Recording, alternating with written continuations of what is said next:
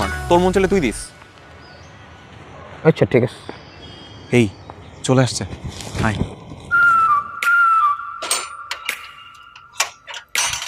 Happy birthday miss Mithila, আপনার মতো স্নিগ্ধ মেয়ের জন্য স্নিগ্ধ ফুলের উষ্ণ শুভেচ্ছা।